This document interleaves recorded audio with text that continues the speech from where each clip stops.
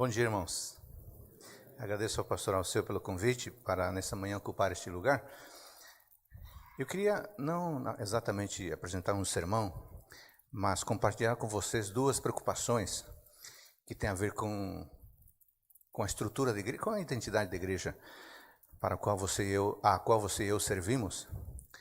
E dois temas que têm a ver diretamente com a identidade da nossa igreja, do nosso movimento, a identidade do adventismo.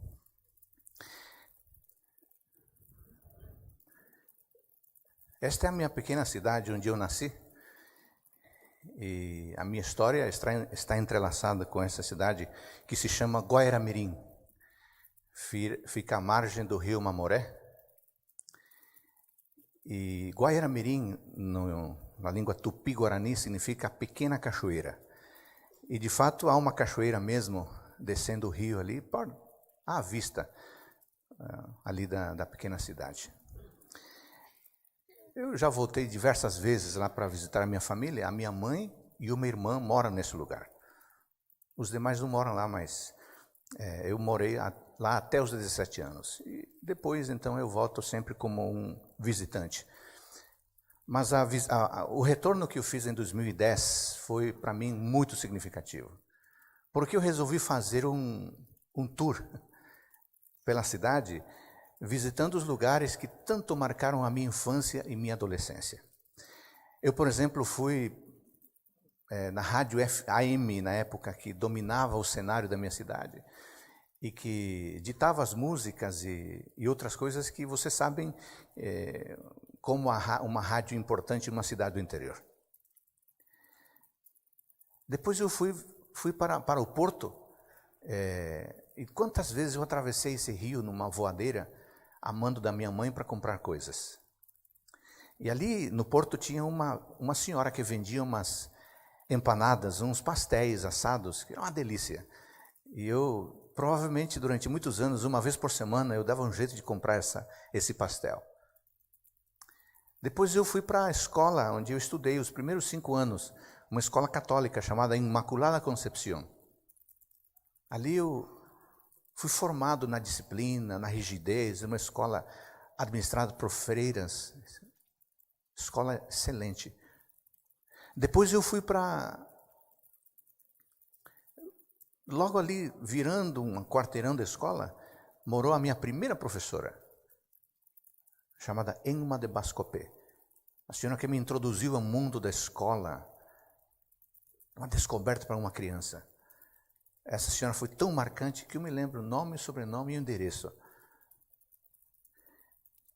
E no final da tarde eu fui até o cemitério onde está enterrado o meu pai, seu Joaquim, que faleceu com apenas 34 anos de idade, deixando 5 filhos, de 5, 7, 9, 11 e 13 anos. E a minha mãe, viúva de 34 anos.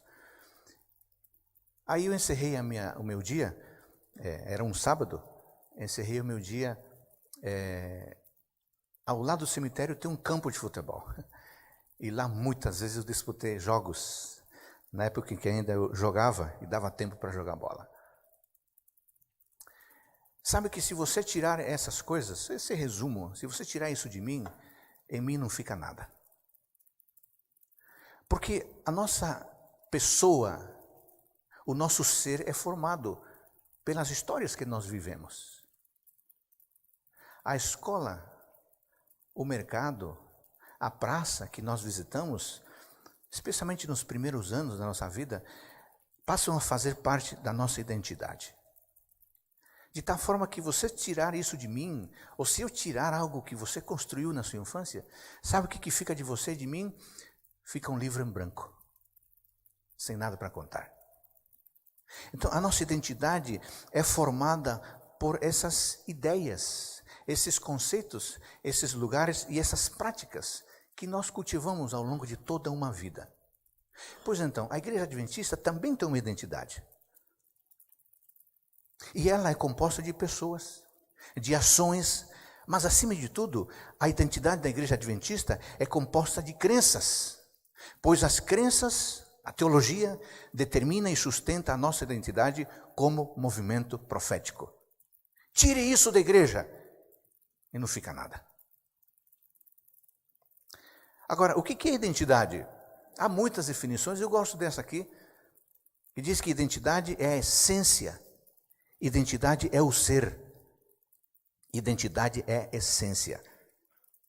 E talvez uma pergunta adequada seria, o que é a essência da Igreja Adventista do Sétimo Dia? Aí você teria diversas respostas, mas eu gosto da resposta que encontramos nesse livro aqui. Eu acho que a nossa identidade, as nossas crenças, aquilo que nós defendemos como ensino e que representa o modo como vivemos, está resumido nesse livro. Nisto cremos. Por exemplo, as nossas crenças 1 a 5 respondem à pergunta: qual é o principal fundamento da realidade? E uma resposta breve seria Deus. Qual tipo de Deus? O Deus das Sagradas Escrituras. As crenças 6 a 7 respondem à pergunta: quem somos nós? Resposta breve: somos criação de Deus. As crenças 8 a 10 respondem à pergunta: o que está errado? E qual a solução? Resposta breve: o que está errado é que há um grande conflito. Solução: morte, ressurreição e volta de Jesus Cristo. As crenças 11 a 23, a sessão mais longa, respondem à pergunta: considerando todo esse cenário, como devemos viver? Resposta breve: devemos viver à luz das orientações das Sagradas Escrituras. E finalmente, as crenças 24 a 28 respondem à pergunta: para onde vamos? Resposta breve: rumo a uma vida sem pecado, um universo em paz, para um encontro pessoal com Deus, que novamente ficará no comando de tudo e de todos. Isso significa, irmãos, que nós somos adventistas. E as pessoas precisam ver em nós esse tipo de crenças que estão resumidos aí no Nisso Cremos. Nós temos uma cosmovisão específica. E essa cosmovisão deve aparecer em nosso discurso, mas também em nosso estilo de vida. Se falta alguma coisa de todo esse cenário, então nós não somos adventistas. Porque em identidade é o seguinte: ou somos ou não somos. A identidade não admite mais ou menos. Ou você o quê? Olha, eu mais ou menos sou adventista. Não existe isso. Ou você é ou não é. Se eu sou, então devo viver à luz de toda essa estrutura que foi apresentada, que é apresentada nisso cremos. Se eu não sou, então, ainda que eu viva a metade disso aí, eu não posso me considerar um adventista, porque identidade é essência. Na identidade, ou eu sou, ou eu não sou. Não existe mais ou menos. Então, com essa introdução rapidinho, eu quero apresentar os dois temas que são uma preocupação. Eu acho, a gente percorre os países que conformam o nosso território, e no Ministério Pastoral a gente observa diversos desafios. Essa instituição é uma instituição muito importante para a igreja. E vocês não fazem apenas livros, vocês vendem uma ideia e vocês sustentam a identidade da igreja. Por isso eu resolvi tratar desse tema aqui com vocês, porque vocês são formadores de opinião. O produto que vocês entregam para a igreja sustenta a identidade da igreja. A preocupação número 1 que eu gostaria de partilhar com vocês é em relação à apresentação da palavra. Vejam esta citação aqui do Dr. Fernando Canale. As discussões sobre a perfeição e a justificação pela fé nos anos 1970 e 1980 produziram uma mudança significativa na mentalidade dos adventistas nos Estados Unidos, Austrália e Europa. Como resultado, no início do século XX, a mensagem adventista do sétimo dia parece ter deixado de ser um anúncio da iminente volta de vinda de Cristo, para se tornar a proclamação da salvação que Cristo obteve na cruz, justificação pela fé. Paralelamente, mudanças sutis na liturgia do culto sabático, maiormente na área da música e mais sutilmente na pregação, revelam abertura às culturas do mundo e um distanciamento da palavra de Deus. Essa tendência produziu uma crescente convicção entre os líderes e os crentes adventistas de que o estilo de vida não está relacionado com a salvação. Em outras palavras, supõe-se que a maneira em que eu vivo minha vida e a salvação não são uma e a mesma coisa, mas sim duas realidades separadas, diferentes, que se relacionam externamente. É muito preocupante isso aqui. E infelizmente uma realidade. Eu queria pontuar 4 coisas desta citação ela continua aqui, desta citação do Dr. Fernando Canale. A primeira é que os nossos pioneiros, como ele menciona, e isso é fato, pregavam a iminente volta de Cristo. Hoje, os nossos sermões enfatizam o amor de Deus, a sua graça, seu acolhimento. Um segundo ponto é que a partir do momento que a nossa pregação deixa de ser profética, volta de Cristo, para se tornar puramente evangélica, ênfase na graça, sabe o que acontece? Há um risco de nós simplesmente nos conformarmos. Porque a pregação puramente evangélica, focada na graça, não nos interpela, não nos puxa a orelha, não nos chama a atenção, não nos confronta. E a longo prazo, a tendência é que nós fiquemos com uma religiosidade ou religião ou espiritualidade satisfeita, aguardando que o próximo pregador preencha o nosso coração. Puramente isso. E se alguém resolve falar uma mensagem mais dura um pouco, a gente se amedronta, a gente se assusta, a gente não gosta, porque não faz parte mais da nossa cultura que alguém nos diga como viver. Eu quero que alguém me diga que eu estou bem e que legitime o meu modo de vida. Terceiro ponto, o público, devido a essa cultura de uma pregação puramente evangélica, o público, entre aspas, né, a congregação espera receber mensagem de um Deus legal, um Deus simpático, um Deus relevante, um Deus contemporâneo. Aliás, a palavra relevante é muito importante hoje na igreja. Tudo parece que tem que ser relevante. Um Deus que me entende, um Deus que me recebe, um Deus que me dá mais uma chance sempre que eu precisar. E o que eu vou fazer na minha vida? Não interessa o que eu vou fazer na minha vida. Isso que eu vou decidir sou eu. Ou como alguém disse, é questão de foro íntimo. Ninguém tem que ficar me dizendo como viver. Muito menos o pastor. Ele que pregue, eu escuto, e se eu quiser, faço ou não faço, está tudo certo. E um quarto ponto que me chama a atenção dessa citação do Dr. Canale é que uma mudança de direção começa normalmente por uma mudança de percepção teológica. Se você estudar a história da igreja, você vai perceber que as mudanças práticas sempre foram consequência de mudanças teológicas. É assim que tem funcionado na igreja. Mudanças práticas sempre são precedidas por mudanças ideológicas, por mudanças teológicas. A pessoa mudou a sua crença, ela muda seu estilo de vida. Ou muda as bandeiras que defende. E nesse sentido, amigos, eu queria fazer um apelo aqui para vocês. Considerando esse lugar muito importante para a igreja, formador de opinião. E meu apelo é o seguinte: empenhemos todo o nosso esforço para que a nossa teologia mantenha a sua identidade bíblica adventista. Isto é essencial para a nossa sobrevivência como movimento. Sabe que em muitos púlpitos nós temos preferido cada vez mais falar de como enfrentar o estresse, como lidar com as preocupações, como salvar o casamento, como enfrentar os nossos medos, como educar os nossos meninos e meninas, qual que é o dever social da igreja. São temas muito importantes, claro que são. São temas necessários. Mas esses temas não produzem reavivamento e reforma, como insistentemente Ellen White insiste em dizer, em pregar. Porque eles não nos interpelam. Eles não nos confrontam. Creio que devemos pregar mais sobre o livro de Daniel, sobre Apocalipse. Que tal fazer uma série sobre o Nisto Cremos? Que tal fazer uma série sobre tratar a teologia adventista? Que tal fazer uma série sobre a senhoria de Cristo na nossa vida? Sobre os 10 mandamentos? Sobre o nosso envolvimento com a missão? Sobre os desafios de seguir a Cristo? Esses temas nos fazem crescer, nos desafiam. Nos fazem ver que estamos num ponto e precisamos avançar um pouco mais.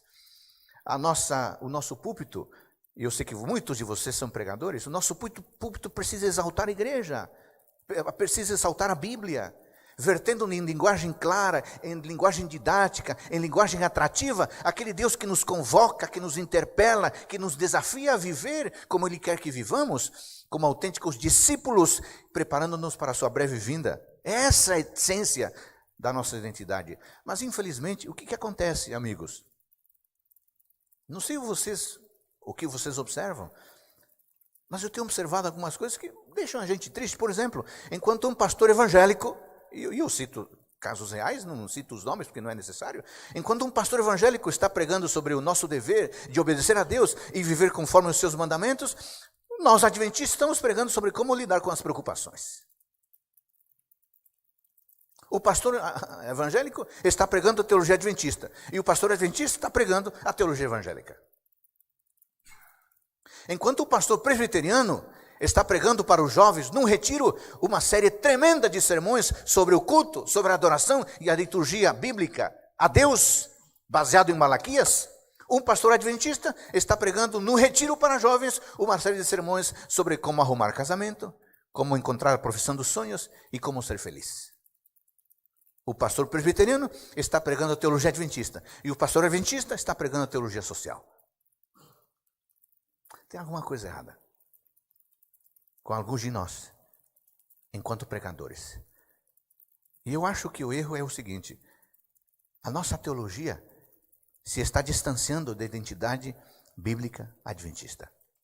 E só tem um remédio para isso: que pela graça de Deus nos empenhemos com todo esforço e compromisso em voltar às nossas origens. E a segunda preocupação que eu queria partilhar com vocês tem a ver diretamente com o tema da adoração, culto e liturgia. E nesse sentido, amigos, o meu apelo do coração é que, ao querer alcançar as novas gerações, não modifiquemos a compreensão bíblica que a igreja adventista tem sobre adoração, culto e liturgia. É muito importante alcançar as novas gerações.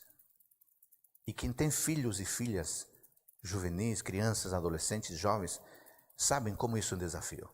Eu mesmo enfrento meus desafios como pai. Eu tenho 2 filhas, uma de 20 anos e outra de 16 anos. As coisas não são tão simples. Então eu não quero ser irresponsável de jogar pedras, porque isso não resolve. Mas eu sou consciente de que nós não podemos mudar toda uma identidade, porque agora temos que alcançar um grupo que, se a gente não mudar tudo, esse grupo não vai entender ou não vai ser alcançado. Não é verdade. Alguém me disse esses tempos atrás, me disse: Adolfo, você não sabe o que significa falar para um grupo de juvenis e adolescentes? Você não tem ideia. Eu pensei: claro que tenho ideia. Eu fui professor fui capelão durante 10 anos. Mas isso foi no passado, hoje é diferente. Sabe que o pastor Lima eu tomei como desafio? O ano passado, eu fui fazer uma semana de oração no IABC. Eu cavei uma semana de oração. Minha filha estuda lá, pensei: será ótimo ficar com ela 10 dias praticamente. E eu vou ver se realmente a gente pregando Bíblia para esses meninos, vou ver se eles não querem escutar a Bíblia. E eu preguei uma série sobre os 10 mandamentos, que é um tema mais duro do que esse. Para garoto de ensino médio, preguei os 10 mandamentos, um por um. Eu fiquei impressionado. Desafiei a meninada a levar um caderno todo dia para o culto, uma caneta e uma Bíblia. Impressionante. Todos os dias eu pedia: cadê a Bíblia? Todo mundo levantava a Bíblia. Cadê o caderno? Todo mundo levantava o caderno. E o pessoal anotando. Eu falei: olha, escrevam. Eu acho que vocês vão aprender muitas coisas essa semana sobre os 10 mandamentos. Foi impressionante. Eu já tenho quase 50 anos. Vou fazer no ano que vem, no início, 50 anos. E eu pensei: olha, há uns 50 aqui, falando para garotada de 14, 15 anos, e não fui, não. Foi muito interessante. Então, esse negócio de que, olha, meninada, para você pregar para elas, tem que ser um jovem descolado. Não, esse discurso, para mim, realmente não tem efeito nenhum.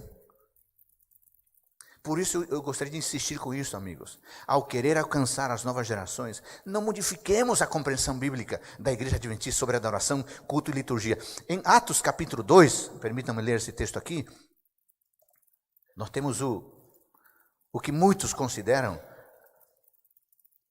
o ponto de referência do que a igreja foi e a igreja deveria ser. guardados os devidos contextos, obviamente. Atos 2, 42 a 47. Como é que viviam os convertidos daquela época? Esse é um texto extraordinário que merece um estudo à parte, mas aqui eu vou apenas ler esse texto. Atos 2, 42 a 47. E perseveravam na doutrina dos apóstolos e na comunhão, no partir do pão e nas orações. Em cada alma havia temor, e muitos prodígios e sinais eram feitos por intermédio dos apóstolos. Todos os que creram estavam juntos e tinham tudo em comum. Vendiam as suas propriedades e bens, distribuindo o produto entre todos, à medida que alguém tinha necessidade. Diariamente perseveravam, unânimes no templo, partiam pão de casa em casa e tomavam as suas refeições com alegria e singeleza de coração, louvando a Deus e contando com a simpatia de todo o povo. Enquanto isso, acrescentava-lhes o Senhor dia a dia os que iam sendo salvos. Observem, amigos, observem 5 elementos essenciais nesta igreja que formam parte da sua liturgia e da sua adoração, do seu modo de cultuar a Deus. 5 elementos. Primeiro, doutrina. Segundo, oração. Terceiro, comunhão. Quarto, adoração. Quinto, evangelismo. Com a sua costumeira genialidade, C.S. Lewis escreveu, a igreja existe unicamente para atrair homens a Cristo, para fazer deles pequenos cristos. A igreja existe unicamente para atrair homens a Cristo, para fazer deles pequenos cristos.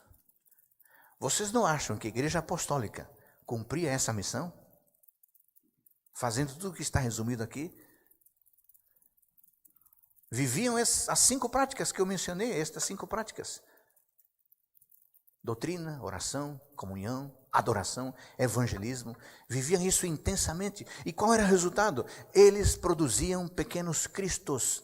Um movimento frágil se tornando uma potência missionária. Com pessoas tão simples e com quase nenhum recurso comparado a tudo que nós temos hoje. Então, amigos, irmãos, se há alguma igreja, se há algum grupo, se há algum segmento que não está produzindo pequenos cristos, então não está cumprindo a missão. Meramente está entretendo, está distraindo, está divertindo, está fazendo de conta que faz algo, mas na verdade está deixando de fazer o algo para o qual foi chamado.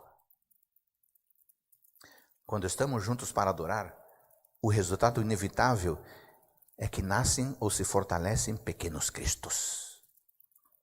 E para que isto seja verdade, devemos adorar corretamente.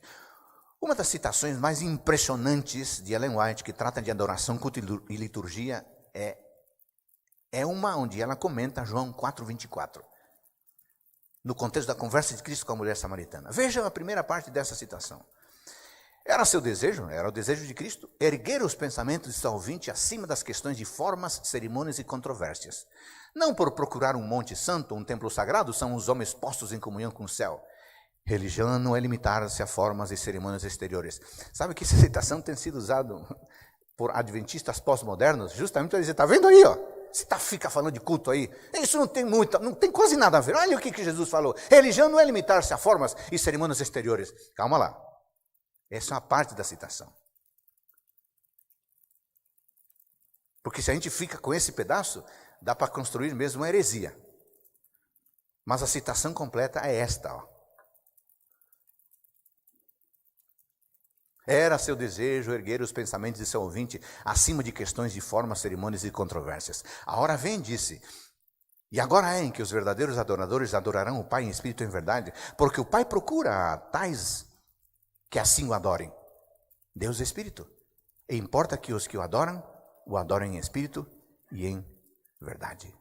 Aí se declara a mesma verdade que Jesus expusera a Nicodemos quando disse, aquele que não nascer de novo, de cima, diz outra versão, não pode ver o reino de Deus. Não por procurar um monte santo ou um templo sagrado, são os homens postos em comunhão com o céu. Religião não é limitar-se a formas e cerimônias exteriores. A religião que vem de Deus é a única que leva a Ele. Para o servirmos devidamente, é necessário nascermos do Divino Espírito. Aí está a citação completa. Aí você percebe que se cortar e deixar a primeira parte cria problema. Mas reparem que esta citação, onde está a frase, religião não é limitar-se a formas exteriores, a cerimônias exteriores, essa mesma citação também diz que Jesus Cristo nos desafia a uma adoração em espírito e em verdade. Se a gente analisar essa citação, e isso merece uma discussão à parte, nós vamos concluir algumas coisas. Por exemplo, é necessário nascermos do Divino Espírito para que a nossa adoração seja verdadeira. Esse negócio de se reunir numa multidão e começar a num frenesi e achar que isso é adoração, um grupo composto com gente que não teve experiência com o Espírito, como é que você me diz que isso é adoração? Não pode ser.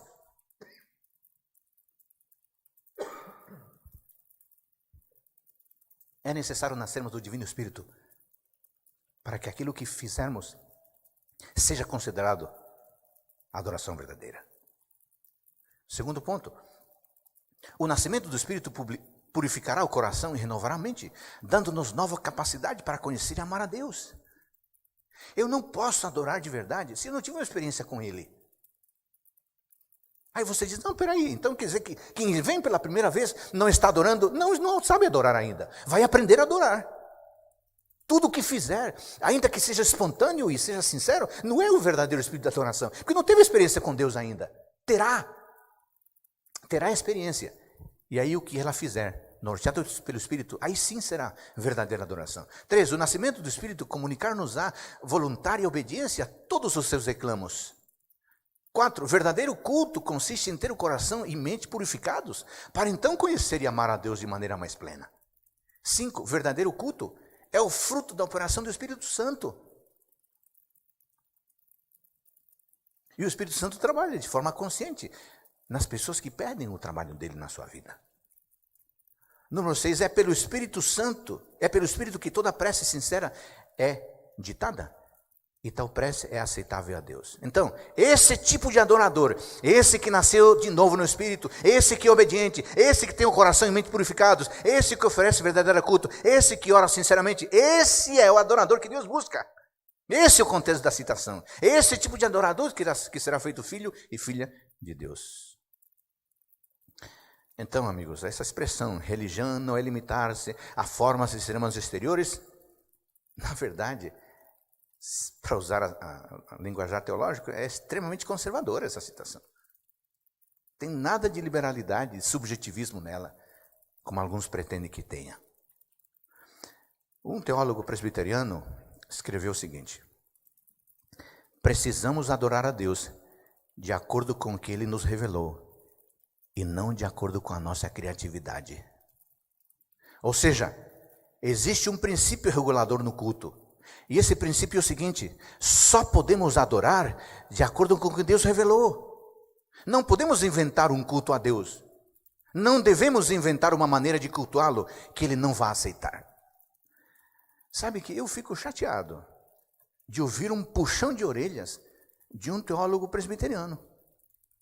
Enquanto que muitos de nós, pastores adventistas, o que mais defendemos no culto é a criatividade. E o pior, a criatividade acima da revelação. O nosso gosto acima do gosto de Deus. E a cultura acima da Escritura. O que conduz pessoas a Cristo e produz transformação duradoura, não momentânea, duradoura, não é a estética pós-moderna do ambiente do culto. Não é um linguajar descolado do pastor. Não é a cantoria infindável do grupo de louvor e nem a performance do artista convidado, não. O que produz transformação duradoura é Jesus Cristo entronizado na vida e apresentado de modo claro e inteligente na exposição da palavra. É isso que produz transformação. Deus deseja ser cultuado e adorado. Porém, segundo as Escrituras, Ele deseja ser cultuado e adorado por verdadeiros crentes, por pessoas que de fato sejam seus filhos e filhas e estejam vivendo vidas santas. Quer dizer que só pode adorar e cultuar a Deus quem já tem uma experiência de caminhada com Ele? Sim. Na Bíblia é assim. E aqueles que estão conhecendo a Deus, não podem adorá-lo? Claro que podem adorá-lo, mas devem ser ensinados a como fazer isso. E aos poucos farão a adoração em espírito e em verdade. Amigos queridos, manter e fortalecer a identidade da Igreja Adventista do Sétimo Dia é um dever de cada adventista. E é um imperativo dos pastores. Então eu queria fazer um apelo para todos nós. mas de modo especial aos pastores. E aqui temos vários que trabalham em funções editoriais, produzindo textos, corrigindo textos, ou em outros setores da publicadora. Eu queria desafiá-los a que você tome como missão da sua vida ajudar esta igreja a preservar a sua identidade. Toda a linha que você escreve, todo artigo que você publica, toda entrevista que você dá, pode ajudar a fortalecer este movimento e torná-lo relevante, sim, mas sempre bíblico, para que as pessoas venham e para que as pessoas percebam que aqui está o Espírito de Deus agindo. Que pela graça de Deus isso possa ser alcançado. Todos nós temos esse compromisso. Esse compromisso não é da administração, não é da associação, não é da união e nem é da divisão. Esse é um compromisso de cada um de nós. Cada um de nós, ajudando a produzir ou fortalecer pequenos cristos. Amém.